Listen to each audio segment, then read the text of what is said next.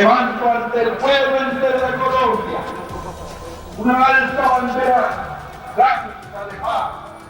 Ahí tenía solo 10 años, pero yo sí me acuerdo con claridad que había como un ambiente de esperanza, porque cuando Belisario da su discurso, o sea, lo primero que él dice en su discurso cuando se posesiona como presidente es que no iba a caer una gota más de sangre. En el momento en que Belisario empieza el gobierno, la primera reclamo que le hace la guerrilla es que mientras no se aclare qué hay detrás de la organización Muerte a Secuestradores, pues es muy difícil emprender un proceso de paz. Belisario se compromete y dice que va a desenmascarar al MAS. Le pide al procurador de la época, Carlos Jiménez Gómez, que le elabore un informe. Ese informe se dio a conocer el 4 de febrero de 1983 y fue Troya. Se armó un gran escándalo nacional cuando Jiménez Gómez revela que el MAS era una organización que tenía un componente financiero del narcotráfico, pero que también había involucrados altos mandos de las fuerzas militares. El grupo que apareció en ese momento con el nombre de los extraditables era un grupo muy fuerte porque se sabía o se estableció que estaba financiado por el narcotráfico. Había amenazado a los magistrados personalmente y la amenaza les decía: cubre también a sus familiares. Si ustedes no declaran inexequible, es decir, contrario al ordenamiento jurídico vigente en el país, el tratado de extradición, y si dan concepto favorable a la extradición de 6 o 7 miembros de ese grupo de los extraditables que habían sido solicitados por Estados Unidos. Hubo una reunión informativa con el presidente de la Corte, con el presidente del Consejo de Estado, que era yo, y allí nos dimos cuenta, o nos informó la policía, que se había detectado una toma para la Corte. Y se discutió qué medidas de seguridad había que poner y llegamos a la conclusión de que las medidas eran muy valiosas, no había plata para eso, porque a mí me dijeron que cuando yo reclamé en esa época, me dijeron que solamente para marzo o abril del año entrante el fondo rotatorio iba a tener plata para esas medidas. Porque él mismo advertía que tenía una ametralladora sobre su cabeza. Y la ironía también de Belisario, que estuviera en favor de la paz y después hubiera claudicado como lo hizo.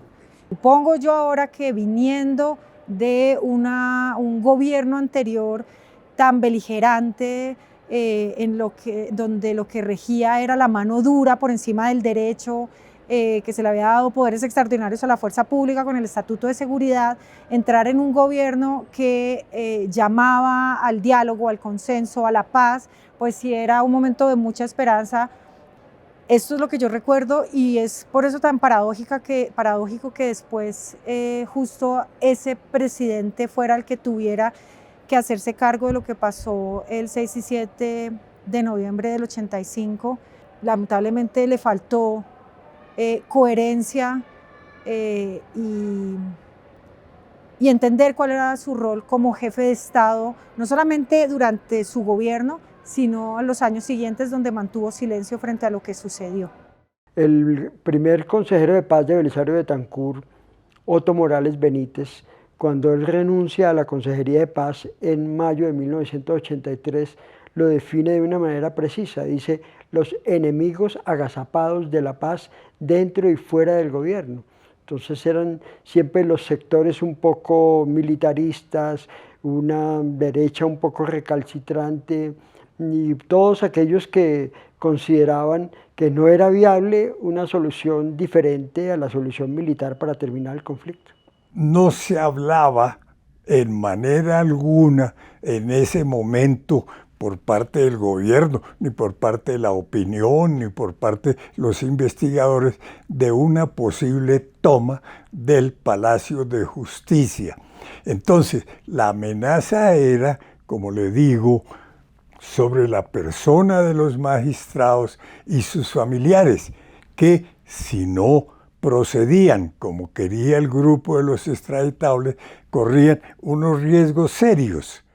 Después, en conversaciones con Carlos Betancourt, quien era pues, su jefe directo y era el presidente del Consejo de Estado, sí tuvimos conocimiento de que ellos recibían amenazas constantemente, recibían coronas fúnebres, les decían que eran títeres del comunismo.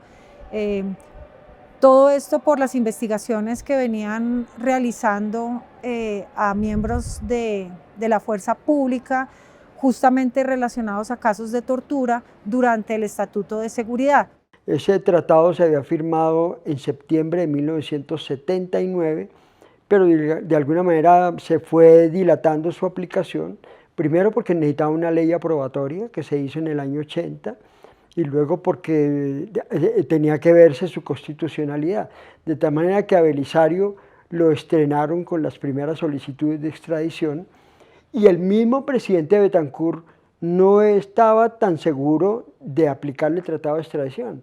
Y la prueba es que las primeras solicitudes de extradición que hizo el gobierno de los Estados Unidos al presidente Betancourt, la Corte Suprema de Justicia las aprobó, pero el gobierno no quiso conceder las extradiciones bajo el argumento de que habían sido delitos cometidos en Colombia y que debían pagar en Colombia. Entonces, en el fondo, tampoco había muchas ganas de meterse en una confrontación con el narcotráfico, pero el narcotráfico ya tenía en la mira la caída del tratado de extradición.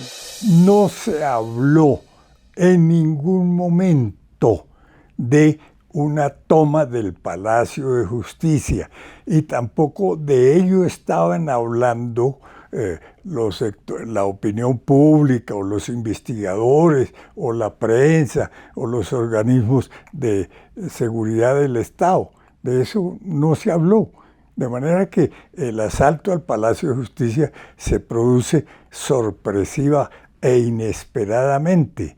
Incluso los archivos que están desclasificados de Estados Unidos dan cuenta que inteligencia sabía, se lo había informado a Estados Unidos y permitieron la entrada para de una vez salir, o sea, una demostración de poder frente a la guerrilla, pero también frente a los hombres que a través de las leyes estaban defendiendo el Estado de Derecho y la democracia. Sí, claramente sí, es una toma anunciada. Todo el contexto, la cronología de antecedentes hasta ese 6 de noviembre del 85 demuestra que era una tragedia que todo el mundo sabía que iba a pasar. 19 días antes del 6 de noviembre de 1985, en los diarios de circulación nacional salió la noticia de que el M-19 se iba a tomar el Palacio de Justicia.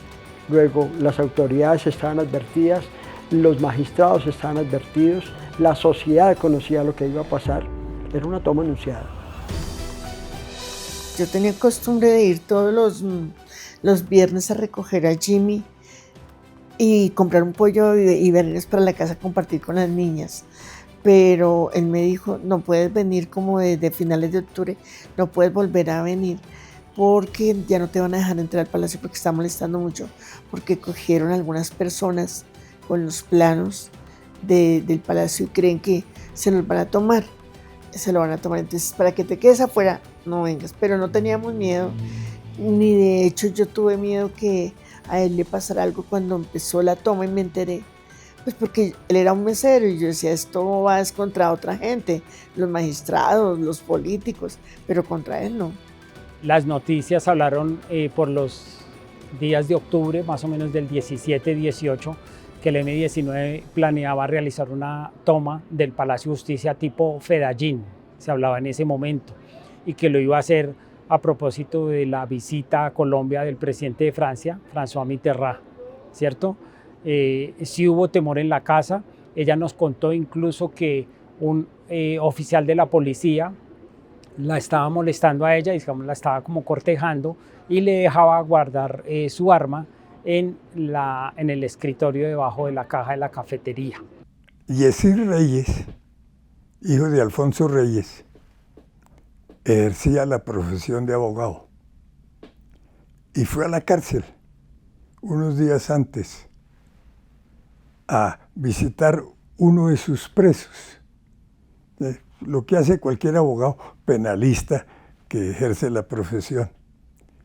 Y cuando terminó de visitar su preso, otro de los presos se acercó y le dijo: doctor Reyes, no me pregunte por qué, pero salga de aquí inmediatamente y saque a su padre de Colombia. La toma del Palacio de Justicia viene antecedida por 3 informes previos de la toma del Palacio de Justicia y de la toma de los rehenes. Es decir, era un hecho conocido, era un hecho que estaba alertado a todas las instituciones del Estado, era un hecho que desde el 27 de octubre había sido a través de radiogramas conocidas por todas las entidades, y además se habían capturado a 2 personas del M-19 con los planos del Palacio de Justicia. Esto quiere decir que no fue una acción de improviso. Esto quiere decir que la acción del M-19 se conoció con tiempo suficiente. Ese hallazgo de la casa que operaba en la calle Novena con carrera octava, algo así por ese lado, tuvo lugar cuando se produce el asalto al Palacio de Justicia, en los días posteriores, porque el asalto al Palacio de Justicia había sido montado por el M-19 como organización guerrillera con la financiación de los narcotraficantes, de los extraditables. Y eso duró, es un asalto que según se supo lo prepararon durante 6 meses en mucha vigilancia y con mucha precisión, con mucho detalle.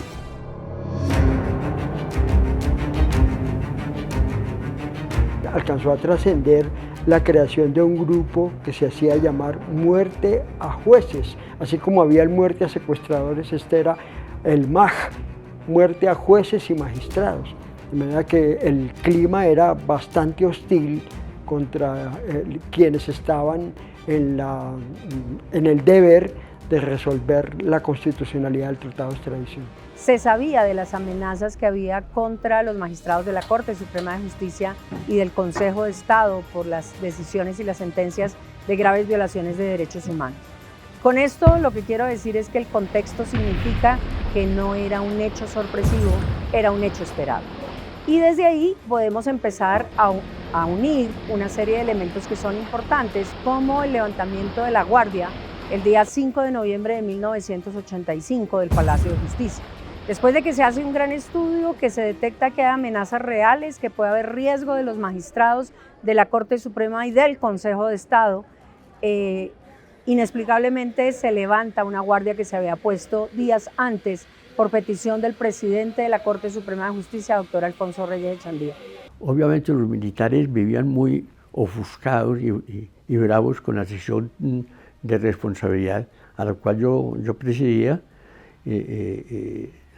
pero yo no creo que fue una revancha, sino que los militares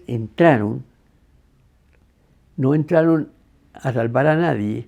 Los militares entraron al palacio, y lo he repetido 1000 veces, entraron no a rescatar a los que estábamos allá, pues, a los miembros del Consejo de Estado y abogados que habían estado en ese momento cuando la toma y toda esa cosa. Y todo dio a entender que ellos querían arrasar. Se oyó por un altavoz una orden muy diciente: dispárele a todo lo que se mueva. Era una época en la que defender los derechos humanos, defender los derechos laborales, defender ciertos temas de soberanía eran vistos como una amenaza interna, acorde a lo que nos había implementado Estados Unidos a través de su política exterior, y algunos de los planteamientos del M-19 sí podían estar alineados ahí, pero eso es muy distinto a que los magistrados, cualquiera de ellos, estuviera a favor del alzamiento en armas. Son dos cosas muy distintas.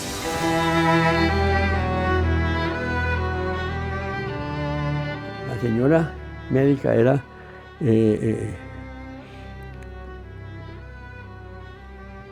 Olga López Ochoa.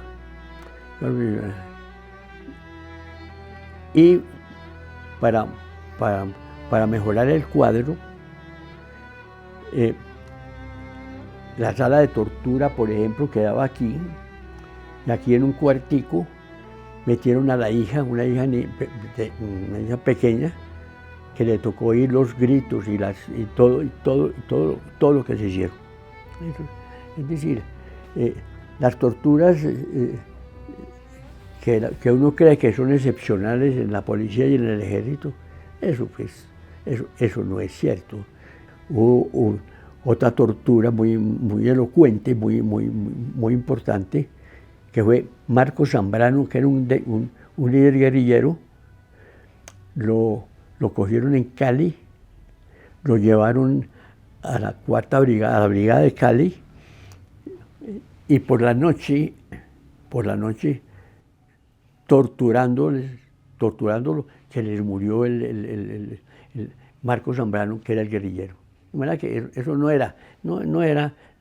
Ellos, a mí me decía un oficial, pero hablando informalmente, una vez que fue a una reunión, y me dijo: doctor Betancur, ¿usted cree que es tortura que lo metan a uno en el agua y apenas esté agua, no lo sacan y lo vuelvan a entrar? Eso fue lo que le hicieron a Marcos Zambrano. A Marcos Zambrano lo embutieron en el agua, lo sacaron y lo volvieron a entrar, y a la tercera vez se les murió. Realmente fue el reconocimiento de que había habido un caso de tortura en una demanda interpuesta por una médica, Olga López de Roldán. La sentencia provocó escozor al interior de las fuerzas militares. No solamente se ejercieron los recursos legales para tratar de tupar la sentencia, sino que empezó un clima muy hostil también contra los magistrados del Consejo de Estado. Y realmente tanto el Consejo de Estado como la Corte Suprema de Justicia eran corporaciones que tenían y que estaban siendo más progresistas de lo que el mismo Estado de Derecho en otros poderes públicos lo estaba. Entonces creo que enmarca también un punto de inflexión allí, en que el país necesitaba empezar a generar cambios administrativos en tanto a la Constitución, pero lastimosamente el hecho de que la justicia sea totalmente dependiente en ese momento al Ejecutivo hizo que no se le prestase la atención que debiese en ese momento. Y por ende, pues, no solamente fue atacada por un grupo armado, sino también fue sumamente violentada por el mismo ejército, ¿no? Entonces, parte de que siempre fue ese punto de inflexión al cual no le pusieron atención indebidamente, y al parte también de que estaba investigando gran parte de las cosas que pasaban en el país.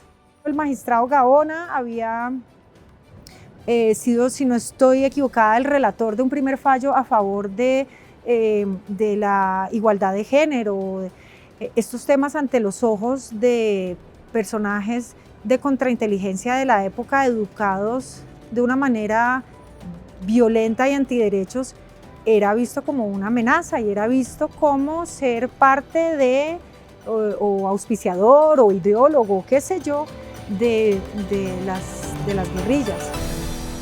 Vamos a tratar de aterrizar lo más rápidamente posible y vamos a poner todo nuestro empeño. Yo no servía sino para juez. Y en la sesión tercera me puse a prueba porque nosotros condenábamos al ejército y a la policía por ahí 3 o 4 veces semanales. Que el objetivo no era prevenir una toma anunciada, el objetivo era aprovechar una toma para entrar y arrasar todo. Quemar la casa, destruir a los dueños, quemar expedientes que estaban siendo cursados con investigaciones a los militares. Hoy yo creo que el objetivo de los militares no era desaparecer a los empleados o visitantes de la cafetería, sino principalmente desaparecer a los magistrados, auxiliares y trabajadores que estaban en casos muy concretos de violaciones de derechos humanos con responsabilidad de las Fuerzas Armadas. Venían de una época los militares en donde no estaban acostumbrados a rendir cuentas y estas cortes muy comprometidas con la justicia y convencidas de que todo el mundo está por debajo de la ley, pues estaba haciendo estas investigaciones que obviamente generaban esa tensión entre el estamento castrense y los jueces.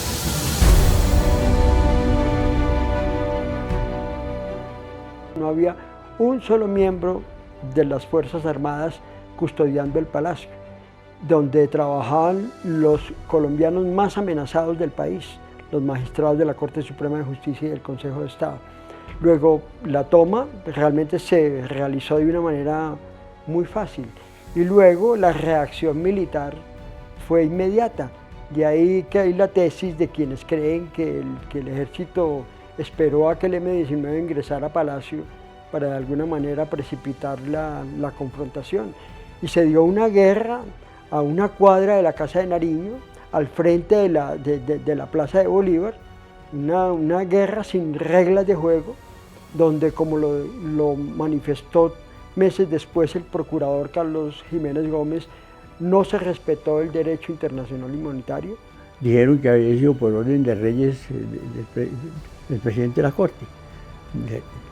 Entonces yo refuté, dijo que eso era imposible porque le había convenido que cualquier medida que se tomara sobre el Palacio de Justicia tenía que ser de común acuerdo entre el presidente de la Corte y el presidente del Consejo de Estado. En eso estuvo. Y además de eso, nos dijeron que tenían la orden escrita donde Reyes pedía que se suprimiera la vigilancia. Eso nunca apareció, eso era parte de la mentira.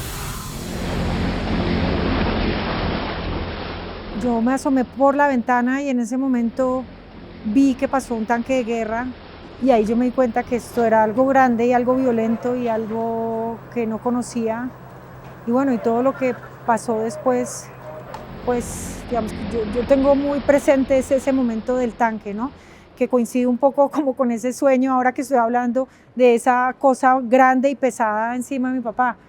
Y los 2 días siguientes pues fueron de no saber, no entender, la gente nos preguntaba, nosotros no sabemos, en algún momento hubo varias llamadas de mi papá. Inmediatamente me fui yo a Palacio, el presidente no estaba ahí, estaba terminando de recibir las credenciales y llegó. Y ahí apareció, llamado por un periodista, el manifiesto de la toma, que fue público, conocido, qué era lo que solicitaban, qué era lo que pedían. Entonces ya yo me fui a Palacio y ya apareció el presidente que había terminado de recibir las credenciales y oímos y nos transcribieron mecanográficamente el manifiesto de la toma, que creo que se llamaba la Operación Antonio Nariño o algo así. Lo que habría que reprocharle a las fuerzas militares en este caso es que no quiso escuchar el clamor del magistrado Alfonso Reyes Echandía pidiendo a gritos un cese al fuego, clamando por un cese al fuego, y era la cabeza del Poder Judicial, era el presidente de la Corte Suprema de Justicia. Entonces, digamos que eso hay que reclamarle, que no hubo, digamos, un esmero por respetar esa tercera rama del poder público. Después, en los hechos de suplantación de la justicia, pues dieron cuenta de que el Poder Judicial fue respetado, su templo fue arrasado y la cúpula del Poder Judicial descabezada. Los que estábamos adentro pensamos inicialmente que eso iba a terminar como pasó con la Embajada de la República Dominicana, de que iba a ser una cosa muy demorada, pero que iba a ser lenta las conversaciones y todo. Pero ligero nos dimos cuenta que ni el ejército ni la policía tenían esa intención. No hubo intención. La intención era acabar con el M-19, y si al acabar con el M-19 morían nosotros magistrados de la corte y cosas de esas, pues no importaba. Todas las unidades de la Brigada 13, que en ese momento estaba conformada por 11 unidades, reaccionan de manera inmediata, pero ellos tenían los planos del Palacio de Justicia, tenían la información de los guerrilleros capturados del Palacio de Justicia, tenían la información de la toma del Palacio de Justicia. Y por esa razón, creo que leyendo lo que se llama el Manual 002 de Inteligencia y el Plan Tricolor, ellos sí tenían un proyecto claro de captura y obviamente de interrogatorio de muchos de los miembros del M-19, y venía secuencialmente una captura progresiva desde el año anterior, cuando se rompe el proceso de paz de muchos de estos miembros del M-19. Incluso la Comisión de la Verdad habla de la ratonera. Hemos sabido después los documentos que yo no conocía, por un libro reciente de unos periodistas sobre algo así que el holocausto y el silencio. Unas declaraciones del doctor Petro, en las cuales es muy explícito sobre el propósito que llevaban. El propósito que llevaban era tomarse el poder. El presidente, después en una declaración que da a la Comisión de la Verdad creada por la Corte Suprema de Justicia, negó tajantemente que se hubiera dado una especie de suplantación o de golpe de Estado. Pero lo que uno mira es que el presidente quedó absolutamente maniatado. El entonces ministro de Justicia, Enrique Parejo González, formuló una acusación grave a algunos miembros, sobre todo de la policía, porque supuestamente habían desconocido las órdenes del Consejo de Ministros. Pero después la Corte Suprema de Justicia se tuvo que conformar con decir que el caso había prescrito. Entonces tampoco se pudo evaluar ese tipo de responsabilidad. Entonces mi gran conclusión siempre es que la justicia política suplantó a la justicia real. El gobierno, ya frente a ese hecho y conociendo el manifiesto, toma una primera gran decisión. El gobierno no negocia. No negocia porque no es negociable nada de lo que están pidiendo los señores extraditables. No hay negociación posible. Pero dialoga. ¿Qué quiere decir dialoga? Le hace saber a los asaltantes al Palacio de Justicia, que ya se tenía claro quiénes eran, le hace saber que puede dialogar sobre la base de que ellos liberen a los rehenes, de que devuelvan el Palacio de Justicia e integren y respeten la vida de los magistrados. Voy a contar esta anécdota porque le he contado, porque me parece extraordinaria. El presidente Belisario me preguntó que si yo tenía el teléfono del doctor Julio César Uribe, que era compañero mío de la sala de responsabilidad. Y entonces yo le di el teléfono y le preguntó, el doctor Belisario le preguntó a Uribe, esto me lo contó Uribe: doctor Uribe, ¿usted tiene miedo? ¿Le asusta esta situación que se está viviendo? Y entonces Uribe, que había pasado toda la tarde leyendo un libro de Luther King, este mártir de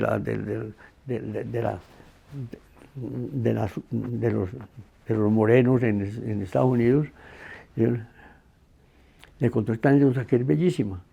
Presidente, le voy a contar con Luther King. el miedo tocó a mi puerta. La fe salió a abrir y no había nadie. Lo único claro es que le faltó coraje al presidente Betancur. Por eso lo lamentó toda la vida. La prueba está que ha sido el único expresidente que nunca jamás se volvió a meter en política. Quedó liquidado. Como liquidada políticamente quedó el M-19, que no le quedó otra alternativa que buscar un proceso de paz. Es decir, todos perdieron en el Palacio de Justicia. En el Palacio de Justicia no ganó nadie, perdió la sociedad, perdió la justicia. Fue arrasado uno de los tres poderes públicos. La lección fue brutal para la sociedad colombiana. El gobierno no podía negociar lo que no es negociable, tal la respetabilidad de nuestras instituciones. Él escribió un prólogo para un libro mío que se llama Ni golpe de Estado ni vacío de poder, en que repite un poco esto de que hizo 40 veces, dijo, y no más. La próxima vez que me pregunten, digo, lean a Jaime Castro. Lean a Jaime Castro, ese libro se llama Ni golpe de Estado ni vacío de poder. Y escribió un prólogo. Y dice, no. Y termina con algo diciendo que el libro mío es la verdad verdadera sobre el tema.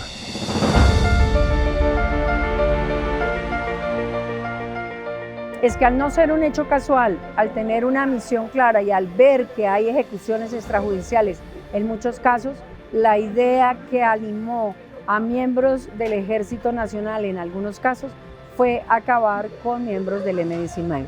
Hay que decir que nosotros en Colombia afortunadamente tenemos unas fuerzas armadas respetuosas de los poderes del gobierno civil y siempre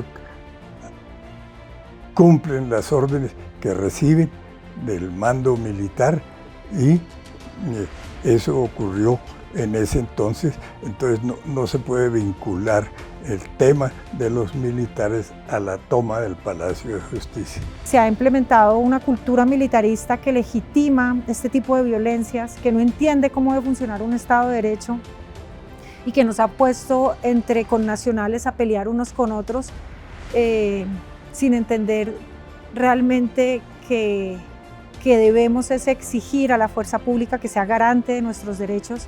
Y aquí podríamos hablar de dos facetas distintas, que es la parte editorial, donde la postura un poco de la prensa colombiana era un poco, hay que respaldar las instituciones, fue un ataque terrorista y hay que estar respaldando a las fuerzas militares.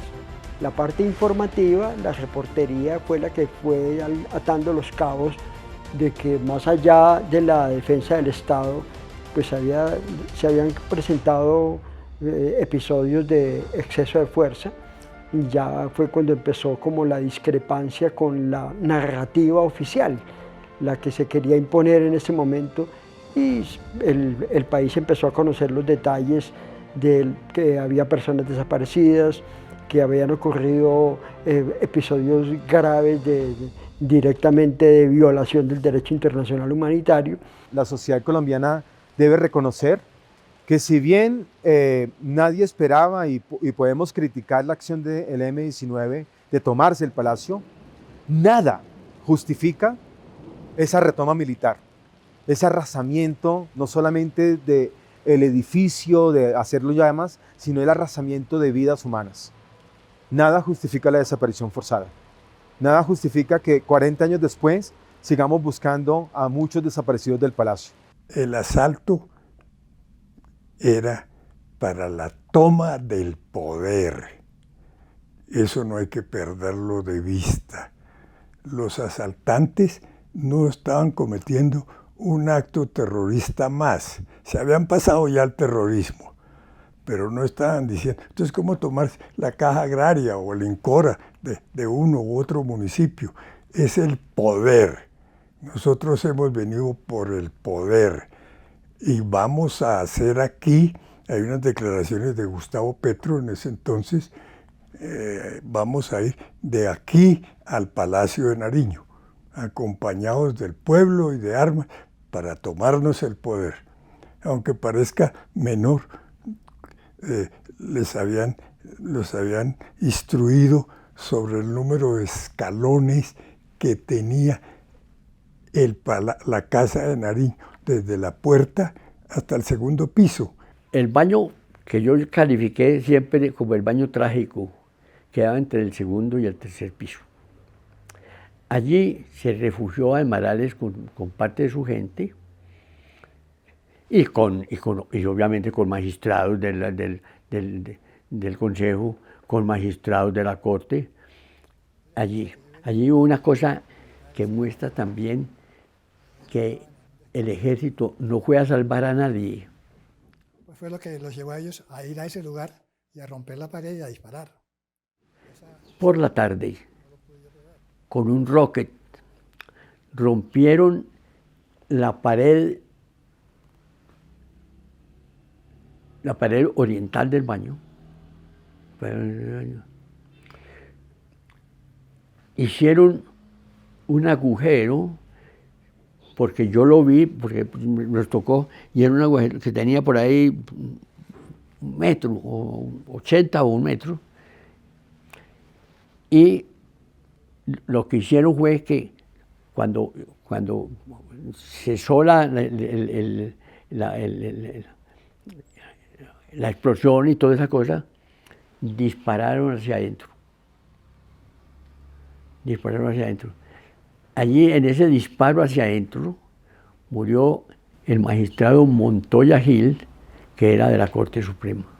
La utilización de una gran cantidad de dinamita contra el baño donde se encontraban las personas aún vivas, más de 70 personas, tal y como lo cuenta el magistrado Arciniegas Badebecker, y que una vez el magistrado les cuenta al ejército y a las autoridades que esas personas se encuentran como rehenes en ese baño, hacen utilización de explosivos de alto poder que incluso no tenían en Colombia y son solicitados al exterior. Y eso significó también que muchas de esas personas murieron por las esquirlas, por los efectos de esa explosión.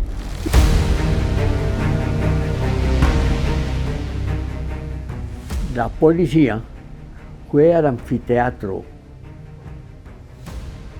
a decir que había peligro de que Almarales y su gente fueran a rescatar los cadáveres que estaban en el anfiteatro. Y de los 25 que habían llevado a la morgue, 23 los entregaron. Esa misma noche, los entregaron al ejército sin identificar. Eso fue de los obstáculos que hubo para la identificación de las personas. Allí hay una acción deliberada de ocultamiento. Todos los casos, todos los cuerpos que se llevaron al cementerio del sur, todos, excepto los calcinados, todos estaban identificados. Y el ejército fue quien los llevó al cementerio del sur, no medicina legal. Y cuando el ejército los lleva, pide que sean enterrados como cuerpos no identificados, como NN. Teniendo quién es la persona, hubiesen podido buscar a la familia. Cuando se vuelven a exhumar, cuando la fiscalía lo vuelve con medicina legal a hacer una necropsia, encuentra que en la mayoría de los casi 15 guerrilleros desaparecidos, 8 o 9 fueron ejecuciones sumarias. O sea, lo que estaban ocultando era una muerte fuera de combate. Y eso, aunque haya pasado con guerrillero, nada justifica que haya sucedido fuera de combate.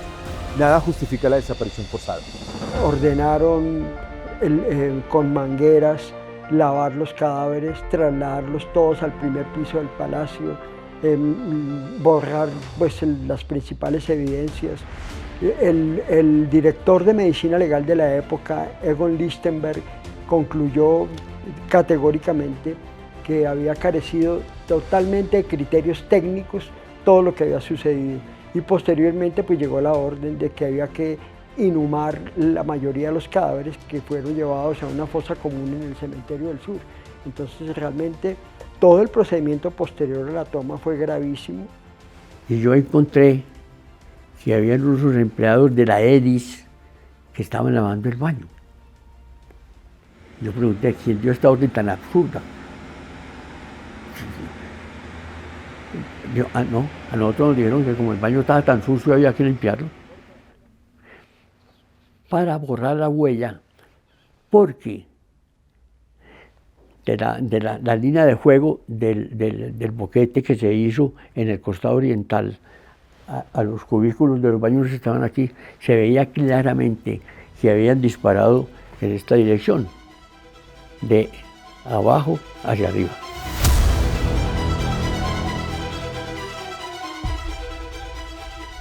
Ahí estaban varios cuerpos lavados, todos como NN. Estaba el cuerpo de mi papá, estaba el cuerpo de Gaona, estaba el cuerpo de otros magistrados, posiblemente Montoya, no sé, y Almarales, y a ella le dijeron que era el cuarto de los guerrilleros. Y yo supongo, ahora viendo cómo operaron, que lo tenían listo para desaparecerlo. Yo salí por mis propios medios desde el tercer piso, salí caminando con mis compañeros. No vi sino dos agentes en la puerta del edificio, ya de salida, cuando ya íbamos a entrar a la plaza. Y agregué una cosa que me sentí cierta incomodidad, porque yo dije, yo estoy muy agradecido con el ejército y la policía, porque no me dispararon al yo salir del edificio. Sale vivo del Palacio de Justicia, el video permite reconocerlo, se hizo una autopsia en donde efectivamente aparecía con una lesión en la pierna con la que sale cojeando ese día. Es reconocido por varias personas que lo conocen muy bien y que lo detallan perfectamente como parte de su conocimiento personal y de amistad. Y posteriormente, en esas circunstancias, Carlos Horacio Urán es levantado el día 8 de noviembre de 1985 en el primer piso del Palacio de Justicia. Él y mi mamá estaban vinculados a movimientos intelectuales católicos en donde intentaban entender la fe de Cristo, pero desde la realidad de los más pobres y la realidad latinoamericana. Y eso en esa época era visto como comunista, una época en la que se hablaba de la caridad, pero no entender cuáles son los problemas que llevan a que la gente viva en pobreza. Y además él también era investigador en el CINEP, en el Centro de Estudios de Educación Popular. Ahí también las personas que estaban vinculadas a ese centro también eran señaladas de ser subversivas, o bueno, todas estas ideas absurdas que nos han mantenido en confrontación. Y además él era parte de la sección tercera del Consejo de Estado, que había justamente 2 meses antes más o menos emitido esta condena, la primera, a la fuerza pública por el caso de tortura a la médica Olga López Jaramillo, Olga López de Rendón. Entonces había una mezcla de elementos que lo hacían ver ante los ojos de un militar de esa época o de los militares de la AAA o de contrainteligencia como una amenaza. La policía, muy atenta, nos dijo que le diéramos el teléfono de nuestras casas para avisar que nosotros habíamos salido. Ni esa llamada la hicieron, porque yo llegué a las 2 de la mañana a la casa y estaba mi hijo y estaba mi señora y ellos no sabían que nosotros habíamos salido. 22 años después, cuando la fiscal Ángela María Buitrago encuentra en Caballerizas toda su billetera con toda su documentación, lo que obviamente llama la atención, porque dice, si estaba en medicina legal como NN, ¿cómo es que tienen aquí escondida la documentación? O sea, ¿por qué no se la entregaron a la viuda en ese momento. Y bueno, y ahí entonces se compulsan copias, exhuman el cadáver y se queda claro que hubo tortura y una ejecución extrajudicial. La desaparición forzada transitoria llevó también a determinar que posteriormente fue ultimado el doctor Urán y que por esa razón se encontraba su cuerpo al día siguiente en el Palacio de Justicia.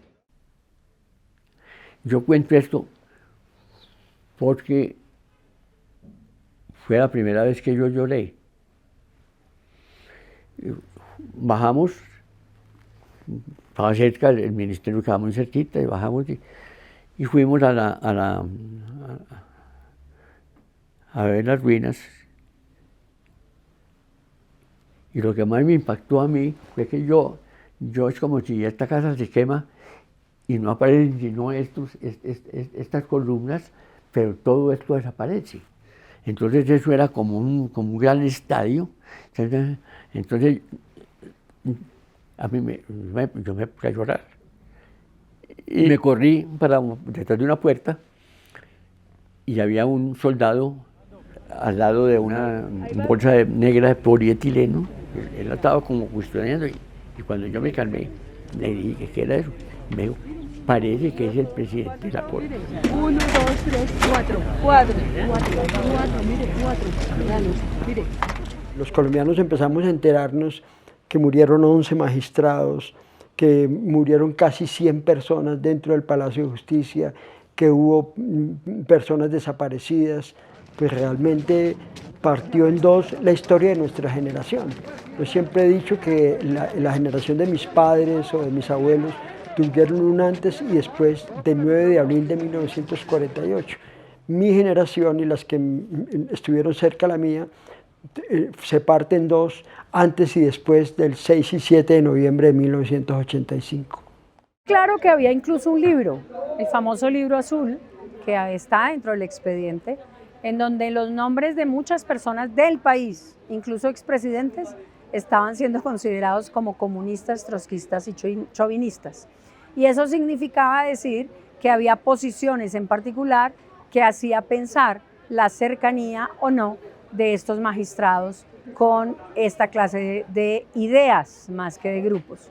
Y esto llevó a que efectivamente algunos de ellos fueran considerados como parte del grupo o parte auxiliadora del grupo. Una periodista, Julia Navarrete, ella era de Caracol y ella cubría las Cortes y el Congreso, entonces ella conocía a los magistrados y ella lo reconoció y ella le avisó a mi mamá. Pero pues como nosotros no somos el aparato de justicia. Nosotros con sorpresa vemos cómo muchos magistrados, en total eran 16 que estaban en el cuarto denominado cuarto de guerrilleros, eran magistrados.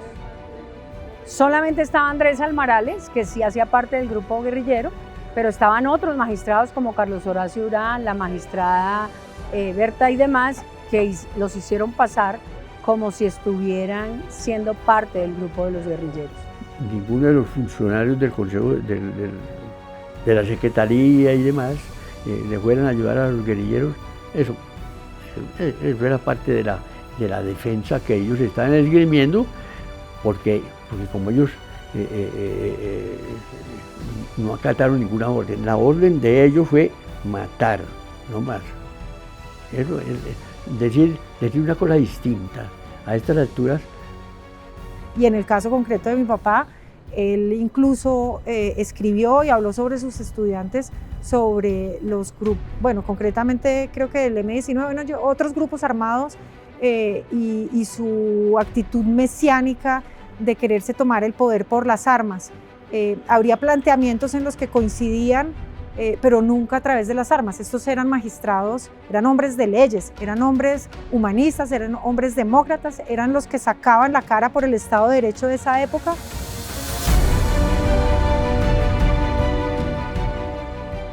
Y el gobierno dijo, yo respeto, como es mi obligación, el ejercicio de las funciones de la Comisión de la Verdad, que tiene funciones judiciales.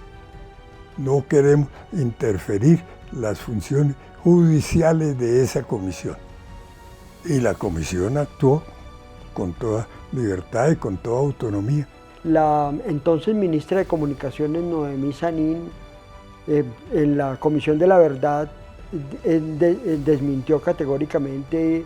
Ella dijo que ella nunca dio la orden de que la radio se callara. Sin embargo, pues la versión que ha quedado para la historia es de que al final terminaron transmitiendo un partido de fútbol inesperado entre Millonarios y Unión Magdalena, y que la gente, mientras el palacio ardía, pues los colombianos estaban viendo un partido de fútbol intrascendente porque no correspondía a las finales ni a nada parecido. Si esto en este momento hubiéramos exigido claridad, no hubiera habido después el exterminio de la UP, no hubiera pasado tampoco los falsos positivos y otra serie de hechos. La amnistía a los miembros del M-19 se entendió como una posibilidad de lograr la paz, pero hoy sabemos por los estándares de justicia transicional que es imposible lograr la paz si no hay verdad y reconocimiento, y creo que esa es una lección de la que hay que aprender. Que en medio de tanta impunidad, en el año de 1993, el Tribunal de Cundinamarca, con ponencia del magistrado Benjamín Herrera Barbosa, tomó una decisión, a mi juicio, histórica, porque en esa sentencia fue la que reconoció no solamente la responsabilidad del Estado y las fuerzas militares en lo que ocurrió, sino sobre todo la existencia de personas desaparecidas en los hechos del Palacio de Justicia. Esa sentencia, en segunda instancia, fue confirmada por el Consejo de Estado y dio pie a que empezara el reconocimiento administrativo a las víctimas del Palacio de Justicia. La gente que perdió la justicia en ese incidente, en ese incendio y toda esa cosa, eran personas difícilmente reemplazables. La justicia fue suplantada, porque después de la toma del Palacio de Justicia, pues los jueces, la justicia ordinaria, no pudo cumplir con sus deberes porque las órdenes marciales prevalecieron y toda la reconstrucción primaria, la recolección de las pruebas, el levantamiento de los cadáveres, pues fue completamente irregular, lo que precipitó el comienzo de la impunidad.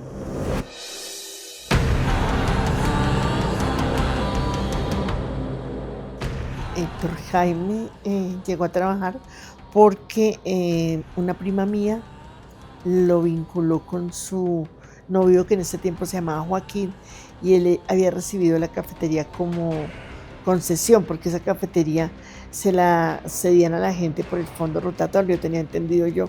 Bueno, alguien le estaba en arriendo y él no tenía mucha idea de nada y dijo, yo necesito gente cercana, y mi prima le dijo a Jimmy que si quería ser mesero allá. Y Jimmy no quería. Yo le voy a decir Jimmy porque a Héctor Jaime yo le decía a Jimmy.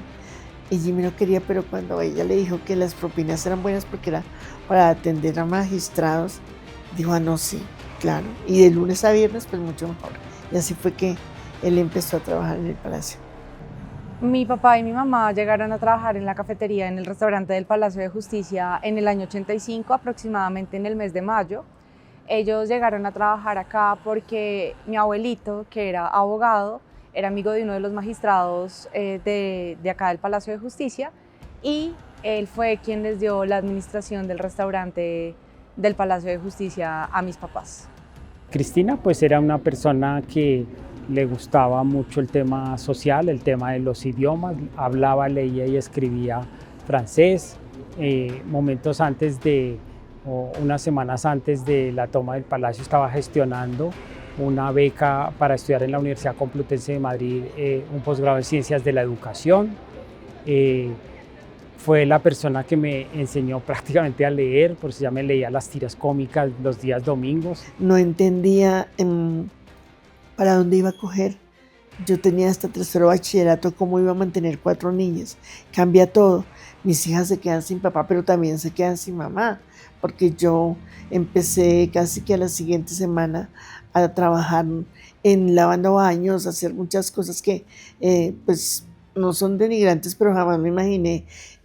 Y una de las cosas que más cambian y que yo siempre he dicho es mi sueño, mi tranquilidad. Cristina llegó a trabajar al Palacio de Justicia el día 1 de octubre de 1985, es decir, 36 días antes del hecho. Y ella llega pues porque mi mamá y la mamá del administrador de la cafetería, la señora María Elena Rodríguez, que sacaron la cédula el mismo día y tienen números consecutivos, trabajaban en un sitio llamado La Proveedora Litúrgica, en la calle 11 con carrera quinta, donde hoy en día es el Centro García Márquez. Trabajaban juntas y desde el 58 tenían esa amistad y 27 años después Elena llama a mi mamá y le dice, Elsa, mira, necesitamos a alguien de confianza para que maneje la caja de la cafetería del Palacio de Justicia que la está administrando Carlos, ya que Cecilia tuvo a Alejandra. Alejandra hoy en día tiene 40 años. Y Cristina no quería ir a trabajar, Cristina tenía resistencia, decía que era una necesidad de ciencias sociales y que pues ella no debía ir a trabajar como cajera en la cafetería. Mi mamá es quien le insiste y ella termina trabajando allí como cajera de la cafetería. Después de las 27 horas, más o menos como hacia las 3:30, 4 de la tarde, mi cuñado, que estaba cerca del palacio, nos llamó y nos dijo, yo logré entrar en la cafetería, no pasó nada, no se incendió, a eso se refería. No se incendió, hay hasta vasos de jugo servidos, solamente la saquearon, se les llevaron todo. Pero él debe estar en alguna estación de policía o en algún hospital, porque aquí no ocurrió nada. Hacia las 6 de la tarde yo voy con mi papá tenía un Opel 54, lo parquea en la Jiménez con Séptima, en unas bahías que habían ahí donde hoy es en día el periódico El Tiempo y el Ministerio de Agricultura, y nos vamos caminando hasta el palacio. Él entra y yo lo espero afuera. Él entra y me dice que cuando entra a la cafetería no ve que haya señales de incendio ni nada, pues digamos quemado. Él dice que él encuentra la caja con un tiro y la cédula de Cristina y el paraguas. Salimos de ahí y ahí empieza ese peregrinaje que significó la búsqueda de Cristina. Yo siempre he creído, y por eso tengo este tatuaje, que uno renace como el ave fénix. Y yo siempre he creído que uno tiene que tocar fondo a veces para volver a salir, como cuando se cae en la piscina y sube. Y yo digo que toqué fondo en el sentido que quedé muy desubicada. Y esa situación me convirtió en la Pilar que soy ahora, con una formación diferente, con una manera de ver los conflictos que tiene este país diferente, con una manera más sensata de pensar la vida. Y sí, es muchísimas veces eso que a veces uno de tantas cosas que ha vivido, pues uno aprende y sana un poco, pero también busca salidas. Y al momento en que ocurre la desaparición de Cristina, yo digamos que recibo un golpe muy duro porque era la hermana con la que más lazos afectivos tenía desde la niñez, desde el colegio, incluso ya cuando estaba trabajando en el palacio 2, 3 veces la fui a recoger cuando salió de trabajar. Entonces ese hecho marcó mi vida, pues fue un hecho digamos que inesperado, porque nadie pensaba que eso fuera a ocurrir y que fuera a ocurrir y tuviera el desenlace que tuvo. Y máxime que pues fueron pasando los días y nadie nos daba razón de Cristina. La cercanía al caso la hago desde el lugar social, desde el lugar de la solidaridad, que creo que es lo que debe movernos a toda la sociedad colombiana con este flagelo de la desaparición forzada para que deje de ocurrir en Colombia.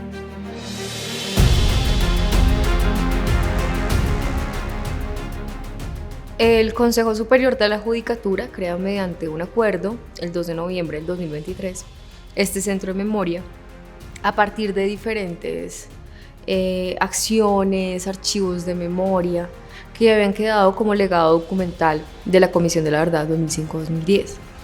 Además, asimismo, como varios familiares habían pedido un espacio de construcción de memoria colectiva dentro del Palacio de Justicia. Es así donde el Consejo Superior decide crearlo mediante acuerdo y se crea este espacio de diálogo y reflexión. Después de 40 años, uno aprende a tramitar de pronto esos dolores y esas tristezas para convertirlos en dignidad, ¿cierto?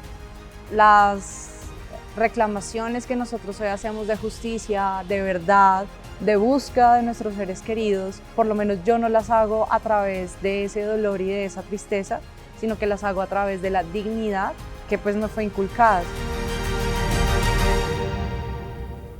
Quedó la mala costumbre de los violentos de que cada que no le gustaba un fallo de un magistrado o un juez había que asesinarlo. Asesinaron 4 magistrados del Tribunal Superior de Medellín: Álvaro Medina Ochoa, Gustavo Zuluaga Serna, Héctor Jiménez Rodríguez, Mariela Espinosa Arango. ¿Y dónde está la memoria que recuerda a nuestras víctimas? Asesinaron al juez Tulio Manuel Castro Gil, que fue el primer juez que tuvo el expediente del asesinato del ministro de Justicia Rodrigo Lara Bonilla. Hablan de que no existen los desaparecidos, y esto de esa revictimización de la negación y tenernos a nosotros como los responsables un poco de todo este encubrimiento que le han hecho al Estado, entonces ha hecho que nosotros estemos solos siempre, independiente que haya existido una sentencia de la Corte Interamericana, que haya habido un reconocimiento, entre comillas, de responsabilidad por el presidente Santos. Creo que a nosotros nos ha tocado siempre solos, porque hemos sido como esa piedra en el zapato para todos los gobiernos en turno. La única esperanza y la única opción eran los periodistas, porque obviamente las fuerzas militares tomaron una actitud marcial de no afrontar el tema, no entender el drama que estaban viviendo las víctimas. Pues la justicia estaba prácticamente impedida, medicina legal estaba colapsada, el entonces director de la Policía de Bogotá llegó a decirlo, eso lo contó Egon Lichtenberg, el director de medicina legal, cuando dijo que le habían dicho que el M-19 se iba a tomar medicina legal, entonces que había que inhumar todos los cadáveres de manera inmediata. Eso fue un caos tremendo, que la única opción de la gente era que algún periodista tuviera acceso a los interiores de lo que había sucedido, o algún familiar tuviera alguna relación con una autoridad para poder saber alguna verdad de lo que estaba pasando. A través de una compañera de estudio de Cristina, ¿cierto? Esperanza Calderón, ella nos lleva al colectivo de abogados José Alvear Restrepo. Y allí llegamos, nosotros no sabíamos nada, conocimos al doctor José Eduardo Umaña Mendoza en ese momento, y él nos dice, no, la información que yo he tenido es que sus familiares pues salieron vivos, los torturaron, los asesinaron y los desaparecieron. Yo era periodista judicial, conocí al doctor Eduardo Umaña Mendoza, abogado de derechos humanos muy importante, y él estaba apoderando a las familias de los desaparecidos. Él fue quien me contactó con don Enrique Rodríguez, que era un juez, era el padre de Enrique Rodríguez, el administrador de la cafetería, y con don José Guarín Cortés, que era el padre de Cristina del Pilar Guarín Cortés, que también trabajaba en la cafetería del Palacio de Justicia. El aporte de Eduardo Umaña fue primero hacer la denuncia por desaparición de nuestros familiares. Nos juntamos, yo recuerdo que fuimos a la Procuraduría, hicimos la denuncia, luego ya nace la Fiscalía, entonces vamos a tomar el ADN, pero él también hace todo un trabajo fuerte para que se exhumen los cadáveres de medicina legal, poder sacar esos cadáveres. Lo recuerdo a él llegar todos los días al cementerio de medicina legal, ¿no? El cementerio del sur, y a la fosa común para poder lograr eso, el papeleo, las marchas, la cuestión de cómo nos hizo apersonarnos a cada uno del caso. Recuerdo que me regañaba mucho y me decía, no señora, porque yo me fui a vivir un tiempo fuera del país. Me dijo, usted tiene que regresar acá, deje de estar escondiéndose. Ya la parte penal se reactivó hasta el año 2005. El proceso pasó de agache, digamos, durante 20 años, pero 20 años después, desde la tesis de que la desaparición forzada es un crimen de lesa humanidad que no prescribe y que mientras las personas no aparezcan continúa en ejecución, pues eso dio pie a que la justicia volviera a recobrar sus pesquisas, y fíjese que 20 años después logró la fiscal Ángela Buitrago y las juezas que le correspondió la valoración de las pruebas, pues condenar a varios militares, al general Jesús Armando Arias Cabrales, a algunos suboficiales, al coronel Edilberto Sánchez Rubiano, pero desde la perspectiva de que habían personas desaparecidas y frente al delito de desaparición forzada, porque los hechos ya globales del Palacio de Justicia pues quedaron sumidos en la impunidad. Creo que la doctora Ángela María se jugó un papel muy importante para nosotros en el corazón de todos los familiares y el agradecimiento, porque nadie se había atrevido a enfrentar de esa manera a los militares con pruebas tan contundentes, con conocimiento tan profundo de lo que había ocurrido en el Palacio. Entonces yo creo que para mí la doctora Ángela María, aparte de ser una mujer valiente, es una heroína. Con la única persona con la que he sentido algo de reparación fue con el trabajo de Ángela María Buitrago cuando ella era fiscal cuarta delegada ante la Corte Suprema de Justicia. Ella es quien realmente impulsa toda la investigación para lograr iniciar los procesos contra militares de alto rango del ejército pertenecientes al B2, al COICI, a Caballerías y al comandante general de la Brigada 13, Jesús Armando Arias Cabrales. Ángela María Buitrago es la excepción a la regla de la impunidad. Es la fiscal que no solamente buscó a los desaparecidos, es la fiscal que no solamente empezó a encontrar las pruebas de lo que parecía normal, decir claramente con pruebas que no era normal, por ejemplo, los magistrados ejecutados extrajudicialmente, sino que también ella permitió que por primera vez se tomara a los militantes del M-19 como víctimas. Fue la que dijo, aquí hay unas ejecuciones extrajudiciales en un grupo de guerrilleros y hay un grupo de militantes del M-19 que las familias no saben dónde están. Cuando entregan el cuerpo de mi esposo y es llevado a Barranquilla y enterrado en el lugar del doctor Andrade, no sabíamos nada, ni ellos tampoco, les entregan algo y tal vez fue el M-19 el responsable y tome lo que le quedó de estos huesos quemados. Pero cuando ya lo recuperan y le hacen todas las pruebas, tiene 2 disparos en la cadera, le falta su brazo del platino que tenía, tiene roto su cráneo por golpe. Eso da muestras que fueron llevados, torturados, desaparecidos y luego los vuelven a desaparecer cuando se los entregan a otros. Eso es desaparición forzada. Cuando yo duro 32 años buscando a mi esposo, para mí es desaparecido. Cuando sale el informe de la Comisión de la Verdad, que fue creada con el Acuerdo de Paz, junto con Forensic Architecture, ellos hacen un trabajo de investigación muy serio y digamos de bastante dedicación, y lo que se logra determinar es que el ejército efectivamente tenía un modus operandi en el cual lo que hacían era a las personas sospechosas o que no les parecía,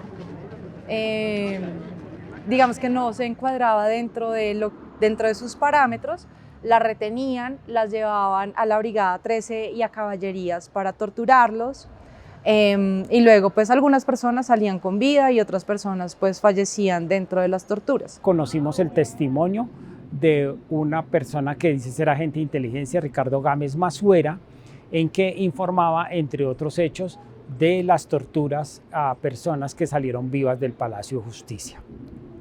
Con ese testigo yo me vine a encontrar después, porque me contactó, pero en el año 20, en el año 2005, cuando el caso más o menos es reabierto, y me encuentro con él en Bruselas, en Bélgica, en el Parlamento Europeo, y él, digamos, que me confirma toda esta información, me dice que él participó en las torturas, que participó en la forma como se distribuyeron las personas en la Casa del Florero, que unos iban al Cantón Norte, otros iban al Batallón Charrizolano, otros iban a otros sitios. Cómo incluso recogieron, después de que salieron del Charrizolano, a Yolanda Santo Domingo y a Eduardo Matson, cómo los llevaron a una zona de la Caracas, cómo efectivamente hicieron todo el traslado de estas personas, que ya son declaraciones que han contado suficientemente el sufrimiento y el padecimiento de estar en condiciones de tortura desde la Casa del Museo del Florero hasta las unidades militares. La fuerza pública en ese momento, que había combatido a la guerrilla durante años y décadas, que evitó que la guerrilla se tomara el poder, no tenía un cuerpo especializado en terrorismo urbano. Es el primer acto de terrorismo urbano que le toca afrontar.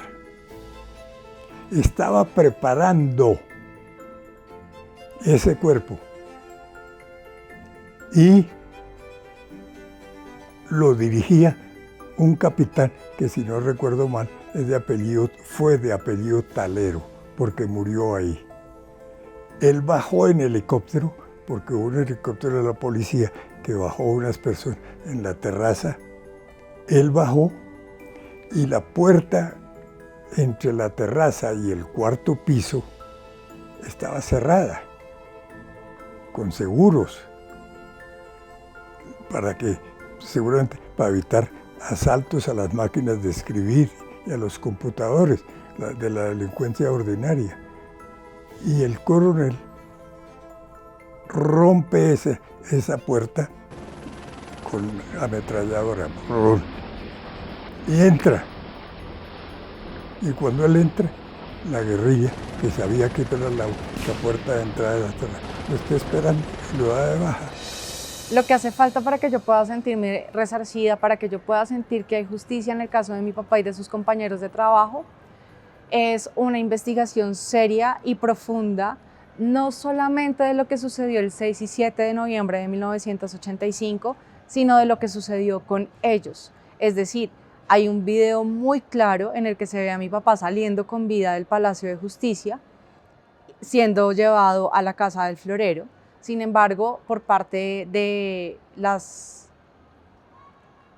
rama judicial nunca ha habido una investigación más allá de eso que hizo la Fiscalía para saber qué fue lo que sucedió con él. Las líneas de investigación de tortura que yo compulsé en el año 2007 aún no han tenido resultado. Las líneas de ejecuciones extrajudiciales que se compulsaron en el 2008 no han tenido resultado.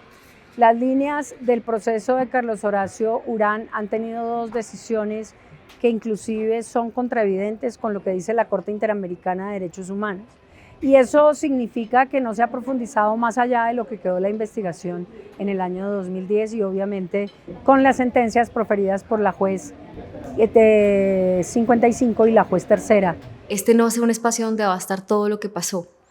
Van a estar todos los elementos que tú puedes tener para poder generarte esa investigación que tú necesitas como ser humano para entender el por qué pasó esto en nuestro país. Y eso es muy, muy bonito porque de repente no vas a tener todas las respuestas, sino vas a ser llamado a buscar. Y eso es, creo que parte del reconocer por qué la memoria es tan importante. Creo que en este momento, a los 40 años, ha habido un cambio, hay mucha más recepción para poder entablar estos diálogos. Yo misma he tenido conversaciones de fondo con el presidente de ACORE y otros miembros de la fuerza pública, también con muchos, no sé si muchos, pero con algunos exmiembros del M-19 que también tienen una responsabilidad en esto, como para decir, esto que nos ha tocado vivir como nación es horrible, es espantoso y no nos ha permitido como consolidar una identidad que nos permita tener unidad. Y en ese momento yo concibo, como hoy concibo la rebelión, no como un delito, sino como un derecho que tiene el ser humano a rebelarse contra un Estado que comete una injusticia. Es decir, para mí la rebelión, incluso hoy en día, no debería ser un delito, debería ser un derecho de los seres humanos. Y esa lucha y esa búsqueda que hemos realizado los familiares de los desaparecidos no ha sido a través de acciones violentas, sino a través de acciones simbólicas y jurídicas. Entonces, para mí eso ha sido muy importante, como saber que hay formas que no son violentas para poder reclamar justicia y verdad, que pueden ser muy demoradas, sí, pero al final eso es lo que nos ha dado a nosotros también mucha legitimidad frente a las acciones y frente a los procesos que se adelantan en las diferentes instancias. Yo no creo ni en la venganza ni en el rencor, pero sí en el reconocimiento. Eso sí me parece importante, el reconocimiento como una actitud ética y de compromiso frente al país en el que vivimos todos. Si evitamos el olvido, si construimos memoria, hacemos una garantía de no repetición. Y creo que esa es una de las cosas más grandes que le debemos a nuestras víctimas. Normalmente la gente siente o percibe que se hace algo si hay una decisión judicial. Nosotros yo considero que la decisión judicial, sea que se abra una investigación, sea que haya un juicio, es consecuencia de la memoria, del proceso de exigibilidad, de salir a la calle, de hacer expresiones, de que se vea que existen desaparecidos, de que se vea que no hay una investigación.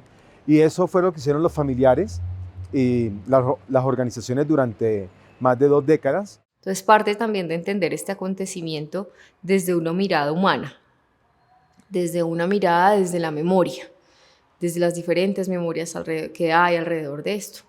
Entonces, para honrar, digamos, a las víctimas, tanto directas como sobrevivientes, como familiares del Holocausto del Palacio de Justicia, se crea este espacio de manera conjunta, mancomunada.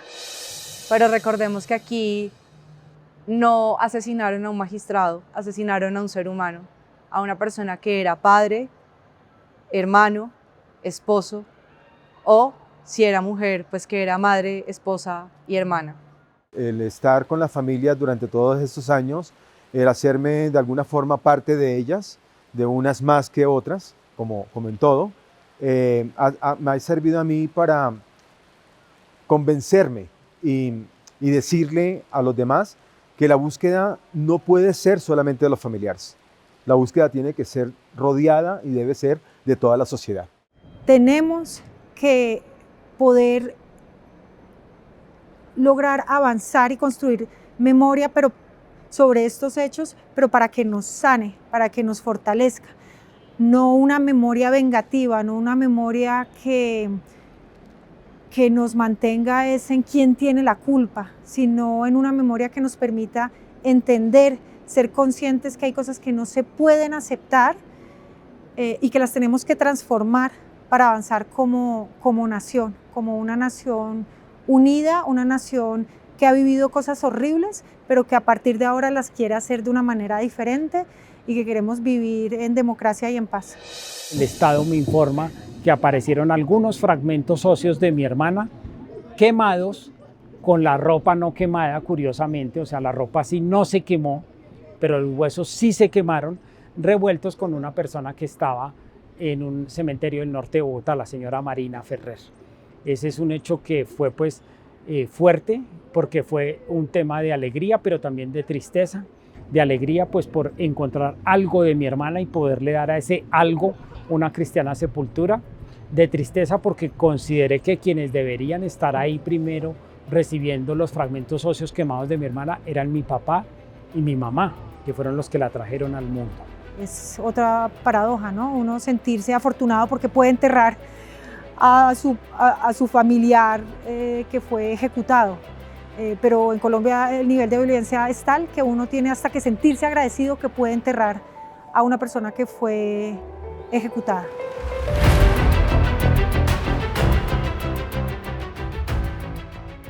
De lo único que estoy seguro es que no he tenido que cambiar lo más mínimo de mis primeras declaraciones.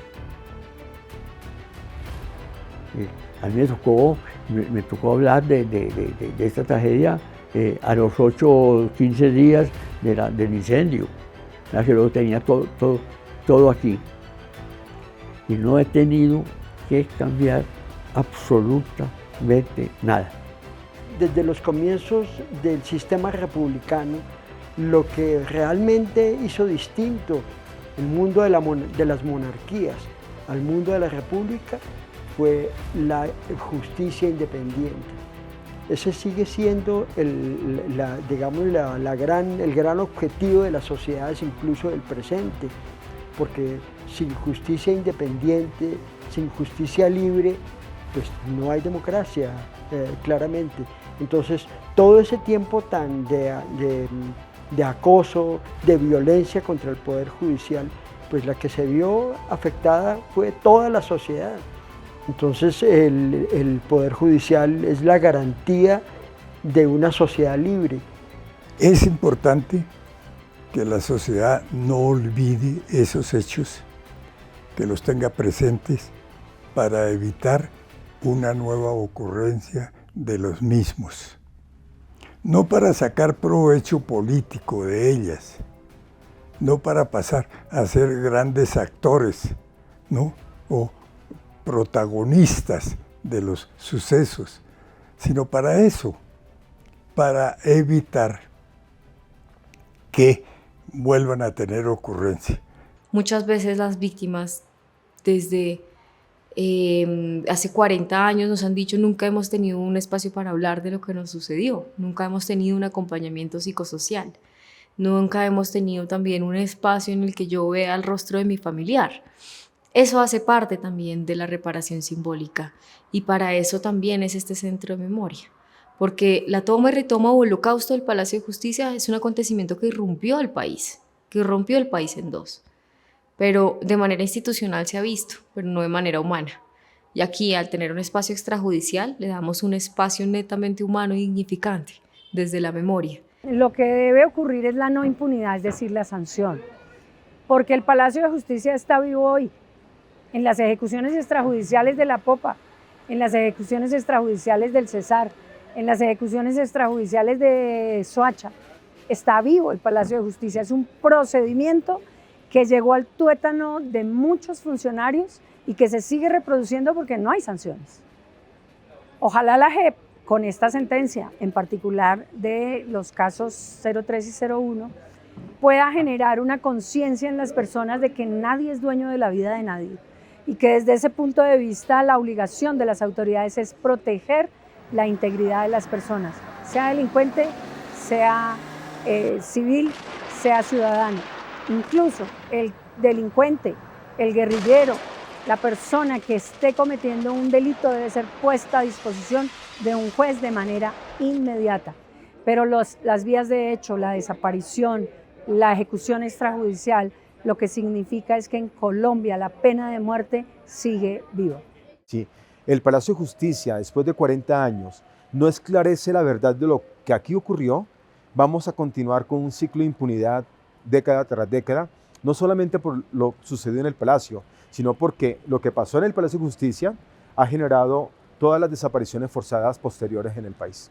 El Palacio de Justicia llegó al punto que llegó, la toma y la retoma, por la falta de diálogo, por la falta de poner esos egos.